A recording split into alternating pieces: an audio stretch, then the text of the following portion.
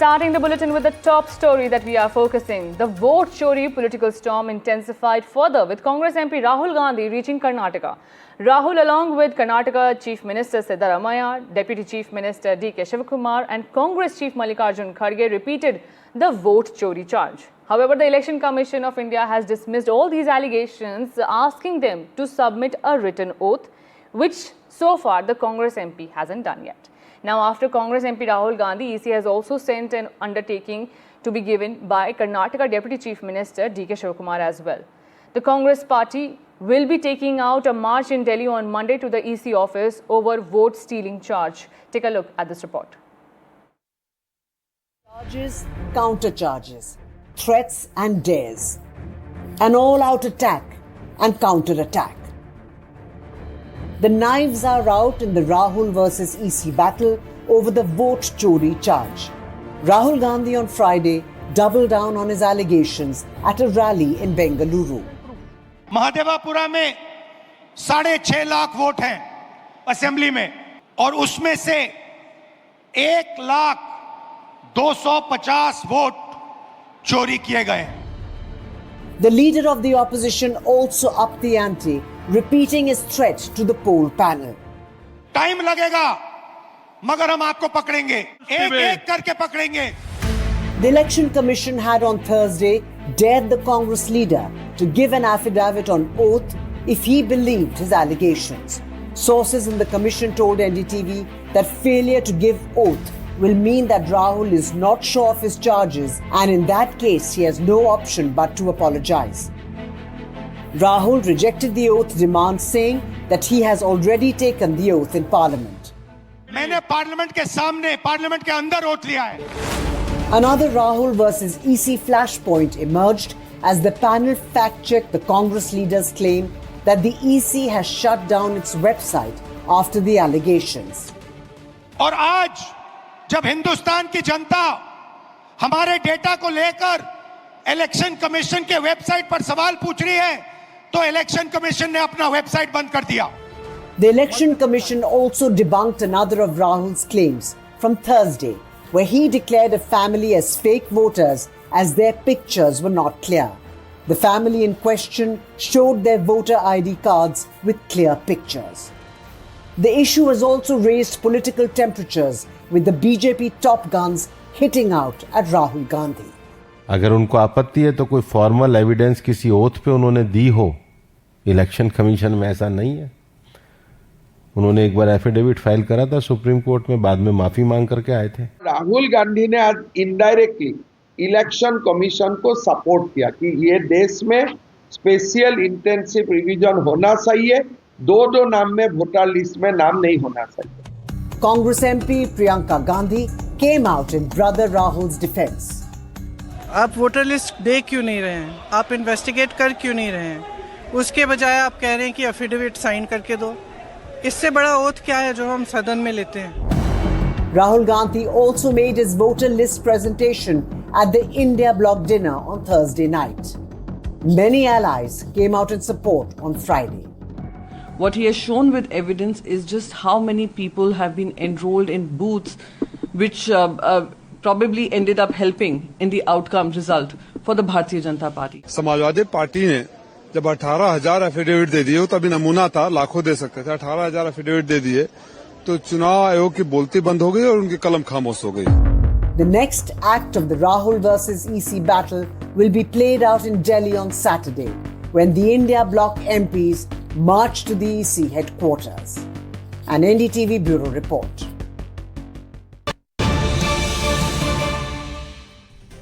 Breaking news coming in now from Bihar, where Election Commission has termed Tejashwi Yadav's EPIC card number as a fake number.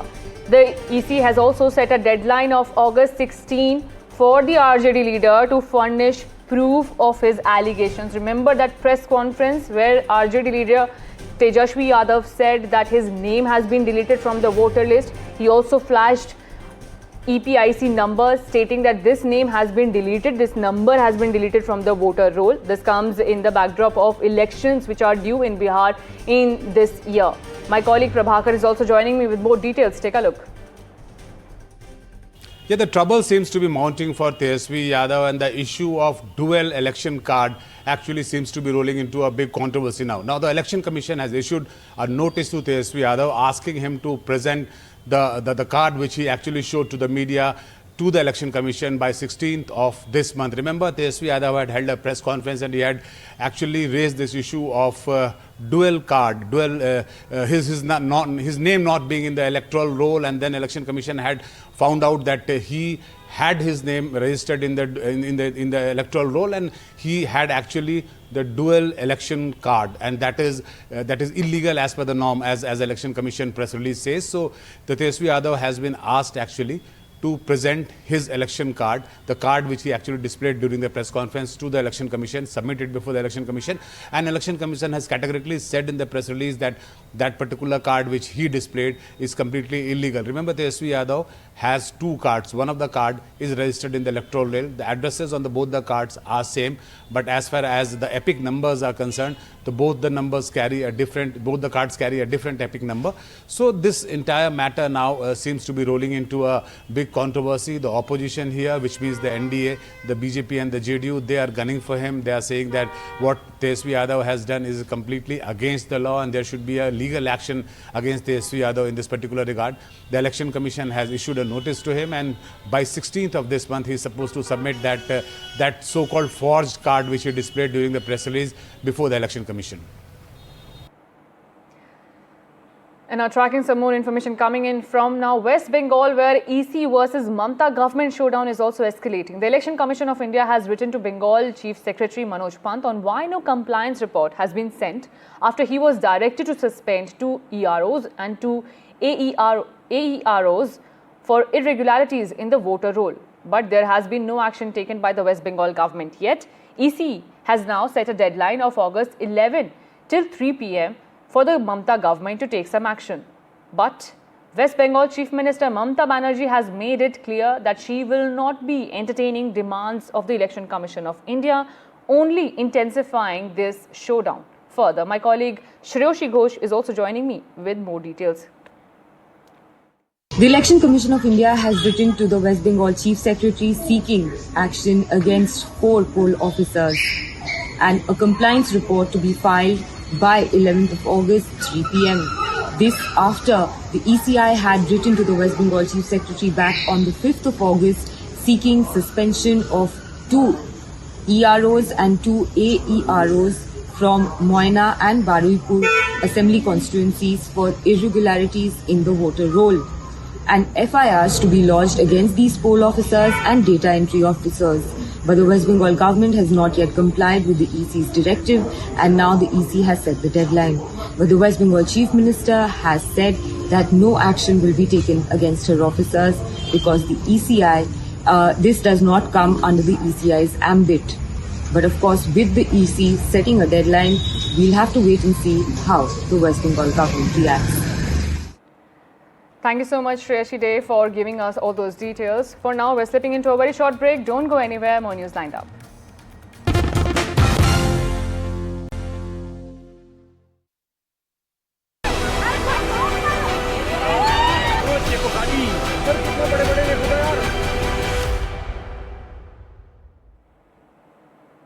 Focusing now on Uttarakhand, where rescue operations continue after the devastating mudslide that killed at least 6 people and left over 50 people missing as it swept through Dharali area in Uttarkashi. This has left the region reeling under rehabilitation and distress. Now, after walking for over 18 kilometers, NDTV's Kishore Kumar Rawat reached the areas which were struck by a cloudburst. Take a look at our exclusive ground reports. इस वक्त गांव के मंदिर के जो एक सभी के लिए एक भवन होता है उसमें मौजूद है और यहाँ पर खाना बन रहा है। ये खाना गांव के सभी जो परिवार वाले हैं और वो लोग एक साथ मिल बांट कर यहाँ खाना बना रहे हैं, क्योंकि आपदा में सब कुछ बह गया है, इनके पास अब कुछ नहीं है। जो हिम्मत थी वो भी शायद अब टूट रही है, क्योंकि इन्होंने बहुत लोगों को, अपने लोगों को खोया है। हमारे साथ एक गाँव की महिला है। आंटी जी, आपका नाम क्या है? सुशीला बाबू। आप यहाँ पर अभी जो ये भोजन बन रहा बाबा, वो 2 दिन हम वहाँ रहा गंगोत्री में। आईटी लोगों ने हमारी बहुत मदद की बाबा। आज हमको राशन भी मिल गया बाबा। हम ऐसे सोचता कि हमारे लिए रहने के लिए चाहिए बाबा। नहीं तो कितने लोगों के लिए खाना बना है? 150 लोगों का। 150 लोगों के लिए खाना।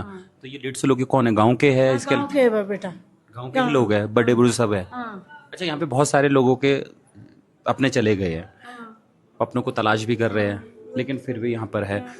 क्या कर सकते हैं आप बताइए कि कैसे आप अब आगे का जीवन या आगे का सफर? हम सरकार से ही बोलता बाबा, हमारे लिए रहने का वो ना तो चाहिए बाबा। तो रहने के लिए जब तक नहीं जाएंगे तो क्या आप यहीं लोग रहे? जब तक हमारे लिए रहने की व्यवस्था न होगी तब हम यहीं रहेंगे बाबा। लेकिन फिर से बारिश हो सकती है, मानसून है, फिर से आ सकता है। आपको लगता नहीं कि यहाँ पे थोड़ा दिक्कत हो जाएगी? तो क्या करना बेटा? तो दिक्कत है सर जी। हम ये चाहते हैं कि जब तक हमारी व्यवस्था नहीं, समेश्वर देवता का मंदिर है, हमारे कीर्तन मंडली सब सामान है हमारा, हम यहाँ खाना बनाए। अब तक हम हमारे लिए मकान बनाओ और तब तक हम यहाँ रहेंगे। और किसी ने हम नंगे, हमारे पास कोई शब्द ही नहीं बोलने का। आप देख लो वरना। नहीं, मैंने देखा है, बहुत कुछ भी नहीं बचा। जो कपड़े आप शायद उस समय भाग। एक रात हम ITP पे वहाँ रहे, दूसरे दिन हम गंगोत्री रहे, 3 दिन तक हम गंगोत्री रहा, चौथे दिन आज इधर आए। ITP लोगों ने भी किया सेवा, गंगोत्री स्वामी जी ने भी किया सेवा। आज हम अपने घर जाए, मरेंगे कब तक रहेंगे स्वामी जी के वहाँ? हमने करना था खुद स्वामी जी की सेवा। हमने कहा हमारे कीर्तन मंडली है, यहाँ सब सामान है हमारे पास। ये तो अभी आए बाहर से, बर्तन था यहाँ। अपना घर छोड़े नहीं जाता। हाँ, बर्तन था, हम तब तक यहाँ खाना बना, जब तक हमारे लिए मकान नहीं बन। सब अपने अपने, हमारे पास न जगह है न जमीन है, बिल्कुल नंगे, हमारे पास शब्द ही नहीं है बोलने का। लंबा सफर तय करके एनडीटीवी की टीम इस वक्त उस क्षेत्र में पहुंची है जहां 5 अगस्त को एक त्रासदी हुई थी, एक सैलाब आया था। सामने धराली गांव है, वहां से ऊपर से पहाड़ों से सैलाब होते आया और यहाँ पर सब कुछ तहस नहस करके चला गया। अब कुछ ही यहाँ पर घर बचे हैं, होटल बचे हैं। यहाँ पर बता रहे हैं कि 30 से 40 होटल हुआ करते थे। रेस्क्यू ऑपरेशन की अगर बात करें, वो सामने एनडीआरएफ की टीम है, वो रेस्क्यू ऑपरेशन कर रही है। इस तरफ अगर बात करें तो जेसीबी लगी हुई है, रास्ता बना रही है वहाँ से, क्योंकि वो रास्ता पूरा ब्लॉक हो गया है। तो ओवरऑल अगर देखा जाए तो ये पूरा का पूरा इलाका अब एक तरह से पूरा मलबे के ढेर में आ गया है। हम लगातार इसी बात का प्रयास कर रहे थे कि वहाँ जाएँ और वहाँ असली हकीकत क्या है, ग्राउंड रिपोर्ट वहाँ दिखाएं, ग्राउंड पर क्या हो रहा है। उसके लिए हम यहाँ पहुँचे। सामने देख सकते हैं कि पूरा दलदल है और पूरा मलबा, इसके साथ बड़े बड़े बोल्डर्स, गाद, मिट्टी, सब ऊपर से एक बादल फटा और उसने सब कुछ यहाँ पर तहस नहस किया। इस वक्त अब यहाँ मंज़र जो है वो बिल्कुल एक तरह से वीरान है और फिलहाल लोगों को यहाँ पर तलाश करने की कोशिश की जा रही है। धराली गांव से एनडीटीवी इंडिया के लिए किशोर रावत। कई लोग लापता है, लेकिन अभी तक उनका सुराग नहीं मिल पाया है, ना ही वो मिल पाया है। हज़ारों टन यहाँ पर मलबा है, 300 से 400 मीटर पूरी तरह से यहाँ पर मलबा ही मलबा है। नेपाल से सुशील आए हैं अपने पिता को ढूंढने, अपने जीजा को ढूंढने, इसके अलावा अपने परिवार के 7 सदस्यों को। कई समय से, लंबे समय से यहाँ पर थे और काम कर रहे थे, लेकिन अब उनके पिता यहाँ पर लापता है और उनसे ही जानते हैं। सुशील भाई, उस दिन क्या हुआ?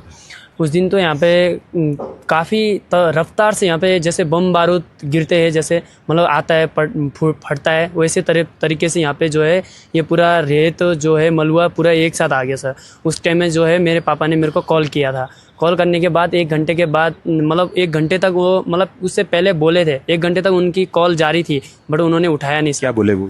उन्होंने बोला कि मेरे को बचा बेटे, मैं जो है मतलब मलबे में आधा डूब चुका हूँ, मेरे को बचाओ, इतना बस बोला सर। उसके बाद फ़ोन कट गया था और उसके बाद मैं आया, मैं आने के बाद भी फिर भी बचा नहीं पाया सर। अब क्या कर सकता, मैं वहाँ पे जाता तो फिर मैं ही खुद ही चल जाता, और मेरे साथ मैं चले जाता तो फिर मेरी मम्मी कैसे रहती सर। मम्मी के साथ भाई बहन थे, छोटे छोटे बच्चे भाई बहन लोग। कितने लोग लापता है? अब मेरे हैं 7 लोग सर। एक तो जीजा हो गए और एक है 3 चाचा है, उसके बाद एक भाई है, एक मतलब पापा है, एक वो है जीजू है। इस वक्त हम मुखबागले निकल रहे हैं हरसिल से और सूखी टॉप के बाद से यहाँ से गाड़ियाँ ज़रूर चल रही है, लेकिन 18 किलोमीटर से ज़्यादा हम पैदल चले हैं और हालात ऐसे है कि इस वक्त हम छत पर सफ़र कर रहे हैं। चूँकि गाड़ियाँ यहाँ बहुत कम है, तो आप देख सकते हैं कि किस तरीके से यहाँ पर झील बनी है। ये वही झील है जिसने पूरा का पूरा इलाका ब्लॉक कर दिया है और एक काफ़ी बड़ी झील बन गई है।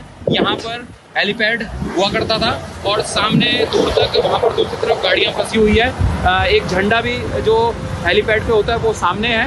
तो पूरा इलाका इस वक्त झील से डूबा हुआ है और ये अच्छी बात है कि झील से पानी धीरे धीरे रिस रहा है। लेकिन पहाड़ों का जो सफ़र है वो बेहद ही खतरनाक होता है, इतना आसान नहीं होता है। तो इस वक्त हम मुकबा के लिए निकल रहे हैं और मुकबा से हम सीधा नीचे की ओर जाएंगे धराली के लिए, जहाँ ये बड़ी आपदा आई है। तो फिलहाल एनडीटीवी की टीम इस वक्त आगे की ओर बढ़ रही है।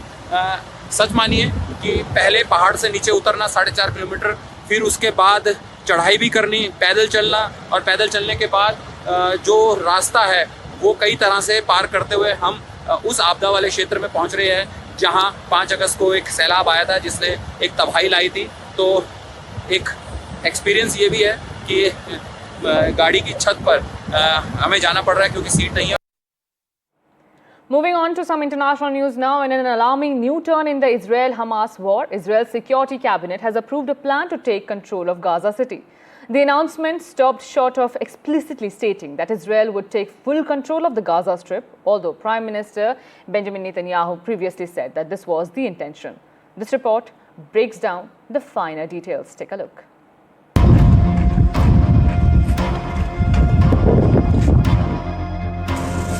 After almost 2 years of relentless destruction, the Israel-Hamas war is expected to take another deadly turn.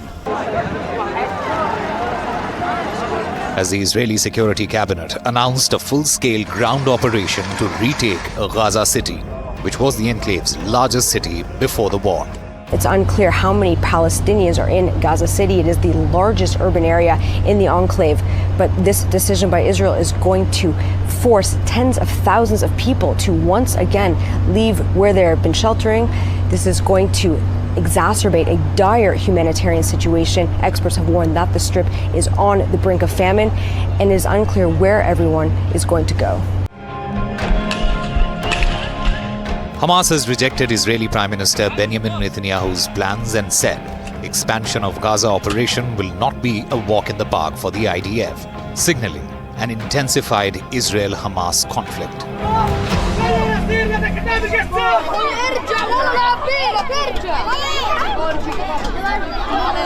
Common Gazans will yet again suffer the most. The enclave is already on the brink of humanitarian collapse. Over 61,000 Palestinians have died so far. Famine is spreading, and families scramble daily for life-saving aid.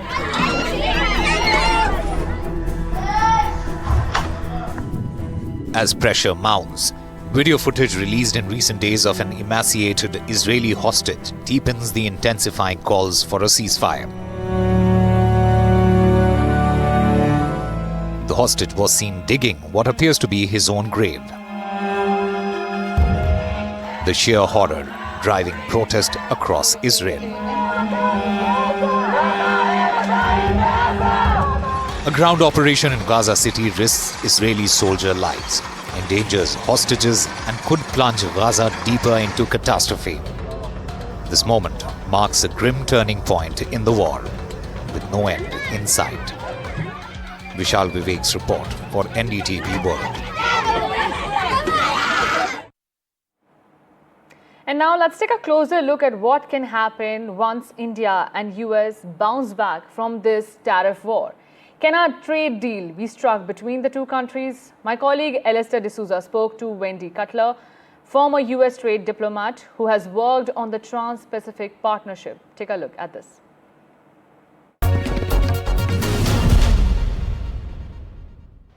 Wendy, now you said that India needs to be cautious in not retaliating. India has been measured and calm throughout. Maybe do you think we should change strategy perhaps given how ugly things have gotten? Look, I don't pretend to give advice to any country. Each country, each government will do what they need to do. But I think particularly with retaliating, I think all countries should really think that through, because it is evident that our president, whether they like it or not, is just not going to let it die, at that level. What he tends to do is view that as an assault against him, and he'll come back punching. So again, it's up to India to decide the best way to proceed. I mean, I'm a bit encouraged that it seems like we're having a trade team go over to India in the next few weeks to continue negotiations. And also, at least, even though the 25% tariff came in against India, there's a 21-day limit before the next 25% tranche would come in. And so that 3 weeks in a trade negotiator's world can be a long time. And particularly with the team going out there, there is a scenario where there is de-escalation and maybe even a trade agreement is reached within the next 21 days. When India says it's been unfairly punished for buying Russian oil when the US and Europe are also doing business with Russia and also enabling the Kremlin's war machine. It's really a valid argument calling out double standards, but do you think it's an effective argument, or will the Trump administration just shrug it off like it does with so many other things? Look, I think it's important for other countries to point out inconsistencies in our policy. I don't think that those kind of points, necessarily lay on deaf ears. I also don't think it's going to change the situation overnight. But I have seen our president in the past 48 hours say that he's going to be looking at other countries as well that purchase Russian oil. So who knows? Maybe he said that in response to something that, India has expressed to him. But I know that there's a sense of unfairness in Delhi. Why are they being penalized? But when you look at the numbers, Indian imports of Russian oil have increased dramatically in recent years. There's no doubt about that. That's kind of where we are. And again, I think it's not, from my point of view, we're not asking India overnight to just end all of these imports. I think that if India were to show that it's taking this seriously and it starts decreasing its imports in a sizable way, and it starts looking for other importers, I think that could contribute to a solution between both governments. How much of this trade battle with India is really a proxy war with Russia, Wendy? Because Trump appears to be fed up with Putin over the Ukraine war, and turning up the heat on India on Russian oil is actually intended to put the squeeze on Moscow. That's one way to look at it. But I would also say that there's talk now of a meeting between Putin and Trump. And I think that shows that we're not looking for proxies. I think Trump's looking to solve this war, and he's going right to the source.